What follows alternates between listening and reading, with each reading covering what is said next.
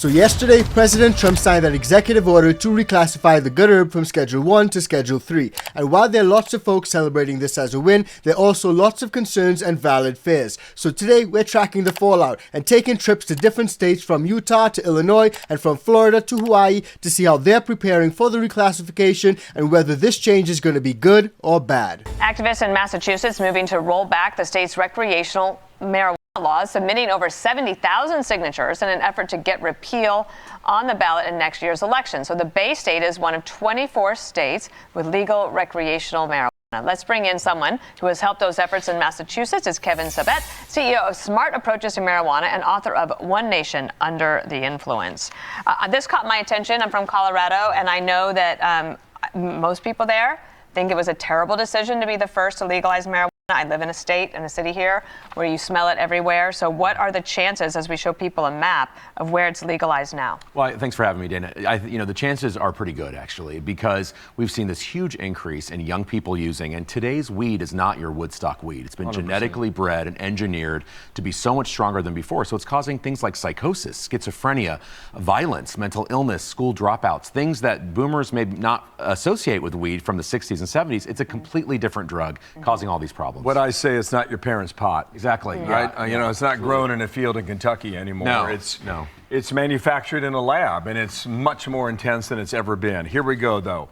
The pushback. Almost 2/3 of Americans, according to this Gallup poll, 64% say, do you think it should be legal or not? And they say yes. They do, but there's actually been a reduction in the last couple of years, as your graph is showing. There's been a huge drop-off among the GOP, and even among Democrats. This is not an issue that actually moves voters to actually go vote. It's not like one of these top 10 important viable issues, because again, people are smelling it everywhere. The Massachusetts effort was started by a Harvard employee in Cambridge, which I think voted 98% for Hillary Clinton, because of the smell that's everywhere. It doesn't add to good quality of life. So despite the fact that the majority of America does think that the good herb should be legalized, there are prohibitionists pushing their propagandist talking points like Kevin Sabet. Now, as you guys would have heard previously, a traditional prohibitionist talking point is that the herb now is way stronger than it was in the 80s or 90s. This ain't your parents' Woodstock weed. But who better to ask and find out the truth than Mike Tyson? So let's ask him pointedly and hear what he has to say. From your lived experience, when people say, marijuana, man, it's stronger than ever, you should keep it where it is as a Schedule 1. What do you want them to know? That's not necessarily true, because cannabis is not necessarily strong. At this stage of cannabis and the companies, they can give you whatever you need. Like if you want to feel sleepy, you want to feel hungry, you want to feel excited, you want to be scholastic, they got everything for you. You know what I mean? What has it meant in you? Excuse me? What has it meant in your life, champ? What has it meant in your life? What do you know from your experience? Listen, it changed me totally. Listen, I used to be a totally full-blown alcoholic my whole entire fighting career until I started. One day, I went to have a service for Tupac, and I smoked right there because he always wanted me to smoke with him. And so I smoked at that ceremony we had, and I never stopped smoking, and my life has changed completely. It was good for my mind. I was absolutely crazy at one time because I was drinking all the time. Since it was legal, it seemed like it's not a problem. It was acceptable. But I was a mess back then. Since I started smoking, I'm who I am. I've become very successful. And I also had anxiety, too, that was driving me crazy. Well, the marijuana helped. When I was younger, yeah, marijuana. I did. Is a total game changer. But despite all that, President Trump took the massive step toward breaking some of that stigma and also potentially declassifying it maybe in the future by first off removing it from the Schedule 1 list of substances. So for me, that's a big move. But it's not about what I think, so let's hop over to Maryland and see what industry leaders over there think about this reclassification. Have a look. By executive order, President Trump has reclassified marijuana from a Schedule 1 drug to Schedule 3 now. That means a major change in how it's regulated. A move being celebrated by our local cannabis industry. Dennis Valera joins us live in studio. And Dennis, this doesn't fully legalize marijuana, right? That's right, Nikki. That's right, Rick. Federally, marijuana is still illegal recreationally, and this is really more about regulation. According to an expert I talked to, this also opens the door for more research. That's a good one.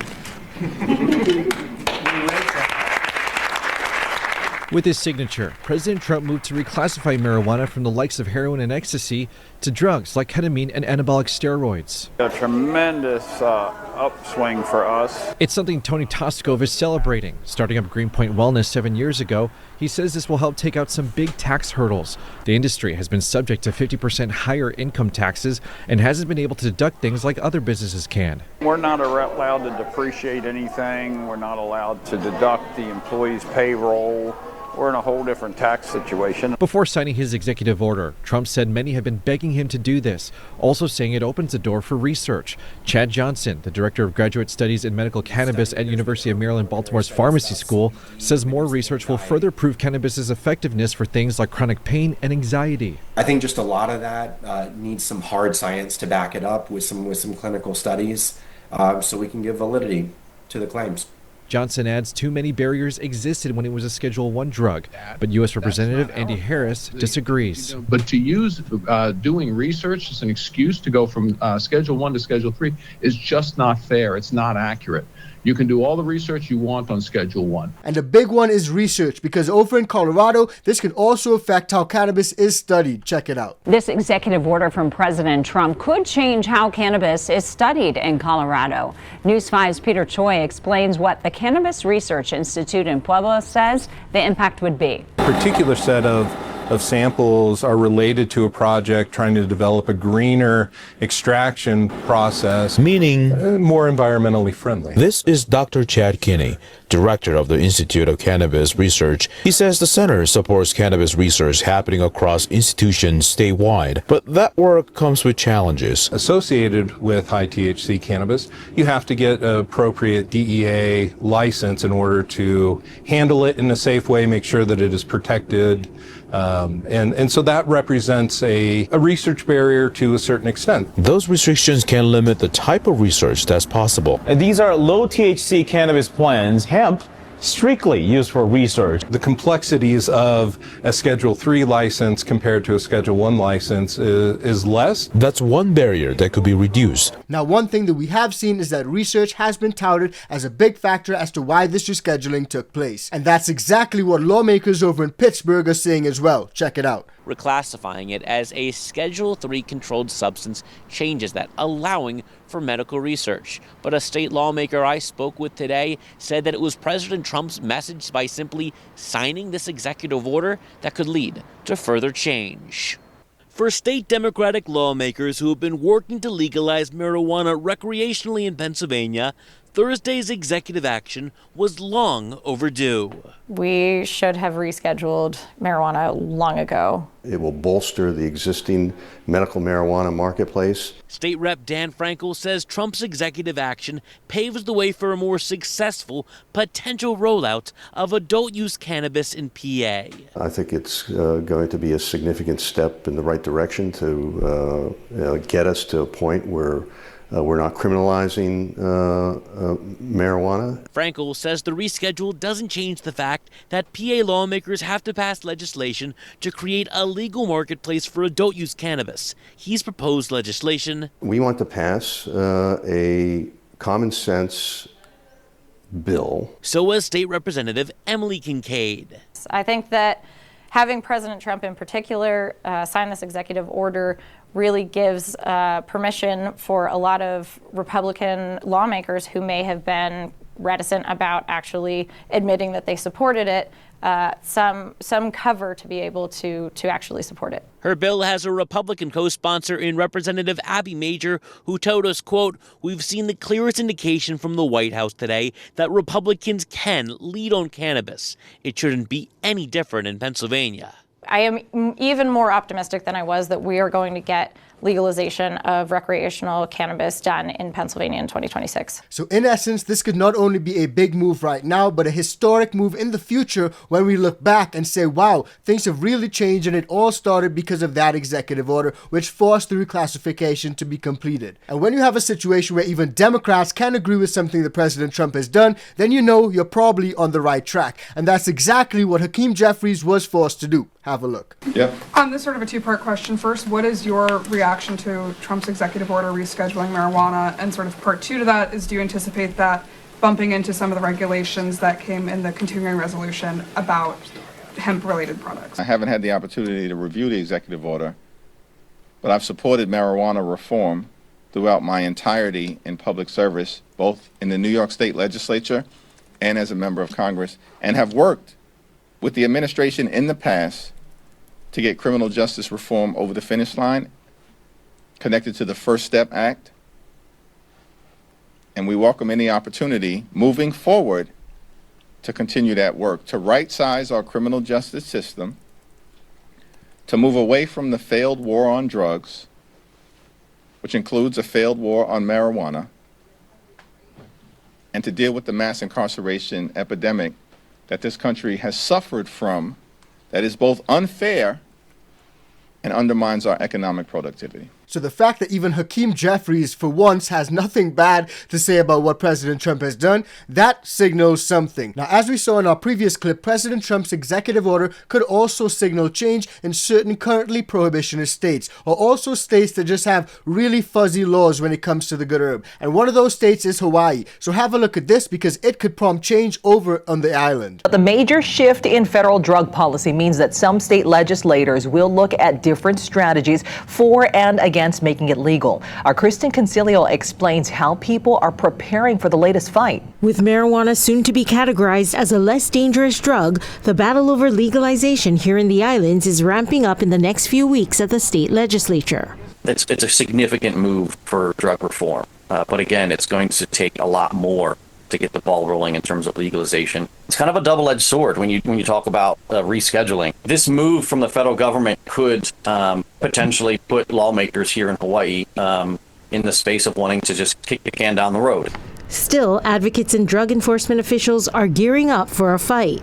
As we're prepared to fight those advocates that want to bring marijuana for recreational use here in Hawaii. Agencies like Adult Friends for Youth worry the reclassification may inadvertently expand access to youth, raising concerns about exposure and misuse. According to Smart Approaches to Marijuana, a bipartisan educational institution, the drug poses many dangers. It's dangerous for our youth in particular. Organic brain damage for users under the age of 12, which affects their IQ. Psychosis for all ages now. So there's a lot of mental illness associated with marijuana. So while there are a number of supporters for reclassification and breaking the stigma, as we can see, there are also still many prohibitionists pushing those prohibitionist propagandist talking points. And one of those was this guy who we showed you guys in a recent video. And according to him, normalization has been a disaster in America. Our cities stink, our kids are literally being poisoned and made stupid, DWIs are skyrocketing, and the promised revenue doesn't even come close to making up for the mass social chaos. But thankfully, there are folks with at least a little bit of common sense pushing back against some of these claims, and that's exactly what Cenk does. Have a look. When pressed on the fact that reclassification would allow for more research, he says nobody needs to study weed. So, yeah, no, Sagar's totally wrong. 2/3 of the country wants marijuana legalized. These super old politicians, every once in a while when they get into trouble, are like, well, maybe we'll move a couple of inches on marijuana. And Biden promised this in his third year. Did he do it? Of course not. He's a giant liar. He never did anything he said. And they're all totally clueless and out of touch. Now, Trump finally moved the classification. So will I take the win, even though it's for optics and gimmicks and stuff? Yeah, a win's a win. I'll take it, right? And I'll give Trump a little bit of credit for doing that. There are a number of folks who spoke on this issue. The top GOP members, TrueLeaf CEO Kim Rivers, and even Mike Tyson. But before I show you guys that, I do want to dig into the fact that this is also going to affect the legal markets, such as that over in Michigan. And we all know they recently got hit with a crazy tax hike. So how this is going to affect that is pretty interesting. But before we get into it, just a quick reminder, if you're getting value from this video, please do like, share, and subscribe to the channel. And if you want to support us further, join the ICANN VIP Bean Club or cop some merch from our merch store. We got that new American grown hoodie up, The Good Herb. Do grab it now. Use that code ICANNTHC before it's gone. And if you happen to be a home gardener, try the ICANN Organics. Use the code LEGAL. It works on the bundle and the seeds. In a major policy shift, President Trump is easing restrictions on marijuana. The longtime critic of the drug signing an executive order to reschedule marijuana to a lower classification. For more on what this means for the cannabis industry and users, Noel Friel joins us live tonight with more. Noel. Yeah, Ty and Kimberly, hopefully you can see me all right. It's quite windy out here, but while marijuana is already legal in Michigan, this could have major impacts for local cannabis businesses. While this reclassification is a far cry from federal legalization and it doesn't change restrictions on interstate commerce, it could save local dispensaries a lot of money in taxes. While the reclassification of marijuana as a Schedule III drug doesn't change its legalization at the federal level, it could mean big savings for Michigan businesses when it comes to paying taxes. Currently, cannabis businesses are taxed on their gross income, which means they can't deduct any operating expenses that other businesses are able to deduct from their taxes. That includes everything from salaries to marketing expenses. This new reclassification would change that. The only thing they can deduct from their revenue is cost of goods sold. And what that means is currently, before the rescheduling, many of them had tax burdens north of 60%. Ross Sloan is the Senior Vice President of Cannabis Banking for Dart Bank. He says taking away that tax burden could be a game changer for small businesses. Really will free up cash for other purposes, for reinvestment in their businesses, for paying debt, any number of things other than paying taxes. So contrary to what a lot of folks think, this reclassification could actually impact and benefit some of these smaller businesses, the mom and pop shops, the ones that were previously not able to deduct or receive some of these benefits. And even in prohibitionist states like Utah, Utahns are literally optimistic after President Trump signed this executive order to reclassify the good herb. Have a look. The president signing this executive order wasn't exactly a big surprise, and those we spoke with, from prosecutors to those in the hemp industry and those who run medical marijuana dispensaries, all of them telling Fox 13 News that they feel that this is a step in the right direction. Better late than never, according to Salt Lake County DA Sim Gill. Think about marijuana as a Schedule I drug, and think about fentanyl as a Schedule II, which it would, in spite of all the loss of life that we've had. But Sim Gill says it will not change pot's criminal classification in Utah. A simple possession of marijuana still is a Class B misdemeanor, and it will remain that way until we get direction from our legislature to do otherwise. But what will it do to those in the hemp industry? We have no idea. Steve Murdoch runs the farmer and chemist herbal medicine store in Midvale. They opened 6 years ago and have a strong customer base. Their products are completely legal and extremely low in THC. They're designed to help with sleep, pain, and anxiety. Murdoch is excited the executive order will allow more research into cannabis, but he has some concerns. We don't know how it's going to affect the hemp industry as opposed to the cannabis industry, but we're encouraged by it because it allows people to be educated about our products. Now, when it comes to breaking the stigma, this could definitely be a move in the right direction, especially for states like Florida, which are fighting for recreational herb. And one of those folks we actually saw fighting for recreational herb down in Florida was Kim Rivers, the CEO of Trulieve. And we're going to have a listen to what she had to say. But first, let's hear what folks in Florida think about this move. Look, let me switch gears. President Trump signed an executive order which reclassifies cannabis as a Schedule III drug, a less dangerous drug, marking the biggest federal shift in marijuana policy in decades. You're calling on the House to consider marijuana scheduling bill. What is that? Yeah, so I've sponsored this for years. In the state of Florida, we have medicinal marijuana that was approved by the voters by ballot initiative. When I was in the state House and state Senate, I was very involved in that for medicinal purposes. The ballot initiative passed. At the federal level, it's still Schedule I drug. Now, that's changed, obviously, after President Trump's executive order, but people couldn't even research it because it was at the same schedule level as like fentanyl, which is obviously not the same category of drugs. Researchers, universities, nobody was able to actually legally research the effects of medical cannabis. And then you had states like Florida that allowed medical cannabis, but then you had it still as a Schedule I drug and illegal. So you've got different medicinal cannabis operations that have to work in cash. I support what the president has done. It'll allow universities to research it. It'll allow the country to have a more fair framework as it relates to the relation of the drugs. It's still a prescribed drug. It's still a Schedule III under the EO. My bill would codify what the president has done. I've had it filed for years. Maybe the president will, with his support and changing the EO, maybe that'll help push it through Congress. So over in Florida, they are hopeful that this may lead to recreational herb in the future. And even my Mike Tyson seems pretty hopeful. Let's tap into Kim Rivers because she had some interesting words. Check it out. Bring in Kim Rivers, CEO of TrueLeave. She was at the signing this afternoon. Kim, great to have you with us. Thanks so much for having me. How much does this actually help your company, and how much of it is symbolic? Well, I mean, first of all, the fact that President Trump had the first meaningful cannabis policy reform action since cannabis was scheduled back in the 70s, I would say it's a pretty monumental day. Like you said in the intro, it does two things. First of all, it does not legalize cannabis, but it does open the doors for medical research, and it also brings to a halt the punitive tax burden that my company and other companies in the industry have been under. What else needs to happen? Because there's a whole other piece in terms of access to capital, in terms of listing, in terms of institutional investors. How far do you feel you are now today to that versus, prior to this executive order? Well, everything starts with a single step, and today was that very important first step. We know that Congress and feedback from members of Congress have signaled that they really were looking forward to the president signaling that policy change is here so that they can move forward on safer banking. I think that's the next incremental step here, which would, again, bring down banking barriers and potentially lead to NASDAQ and NYSE getting comfortable with listing cannabis on U.S. exchanges. So I definitely think that there are going to be benefits to big cannabis. But do I think that big cannabis is going to be the only group to benefit from this change? I don't think so. I do think that there may be trickle-down benefits that consumers may see in the form of price reductions as the companies obtain some of these tax benefits. But let's hop over to Illinois to see how they are preparing for this change. Today we saw a historic move out of Washington that will have big implications here at home. Cannabis is no longer classified alongside drugs like heroin at the federal level.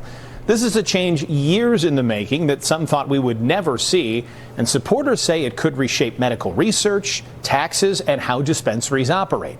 NBC5's Christian Farr got reaction today.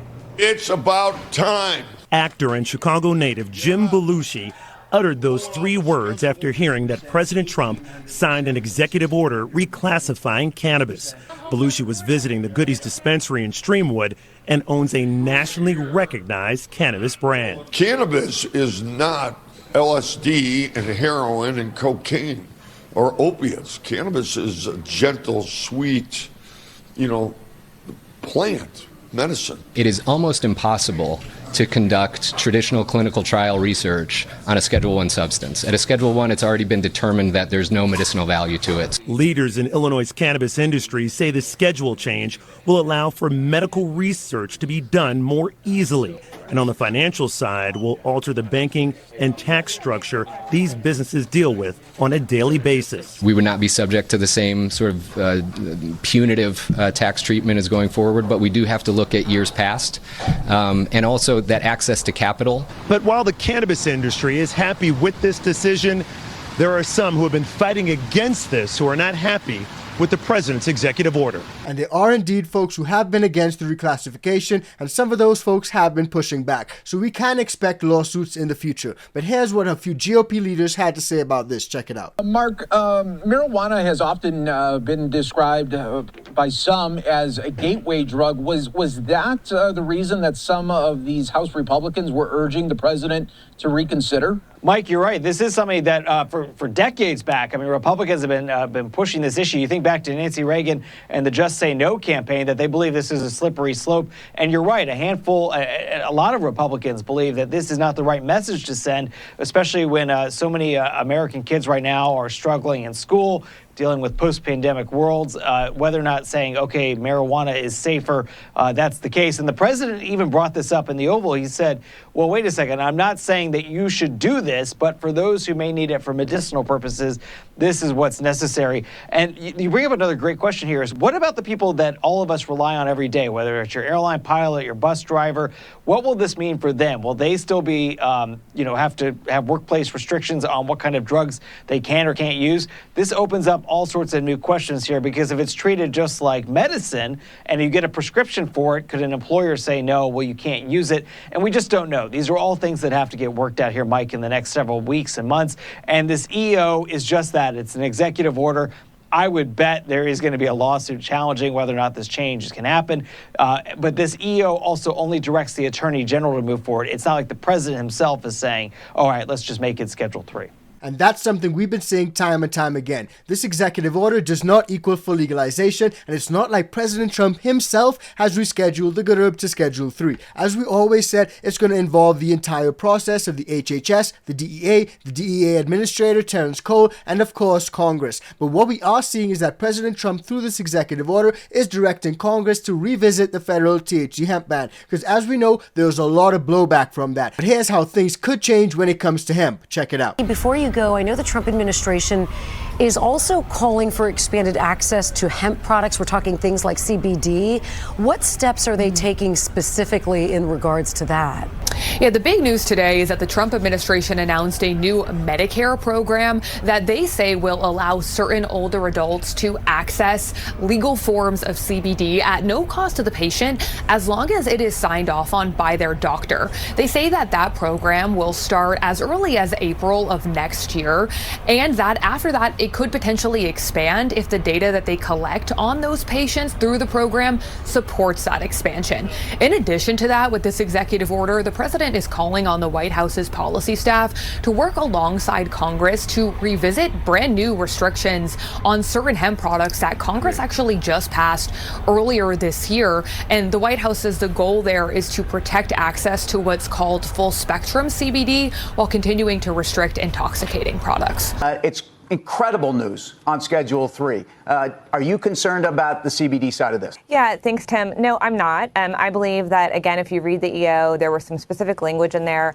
about calling out the fact that there needs to be a regulated marketplace. And I think that's consistent throughout this EO, and that's consistent language from the White House. They want to see safe, regulated, tested products. Millions of Americans are using medical cannabis. 40 states have very intricate, very specific programs that we operate under.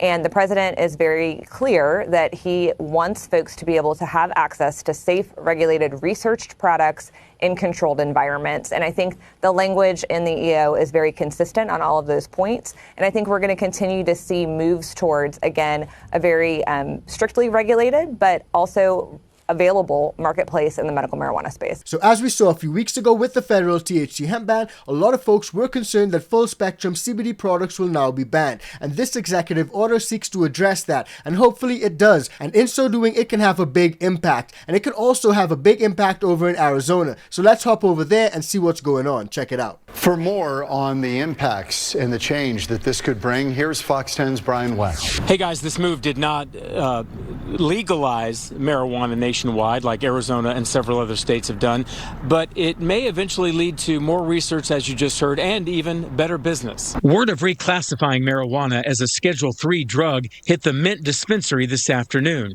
and some customers are blunt about it, insisting it's about time. I don't view it as being a harmful drug like, let's say, heroin. Heroin will really mess your life up, right?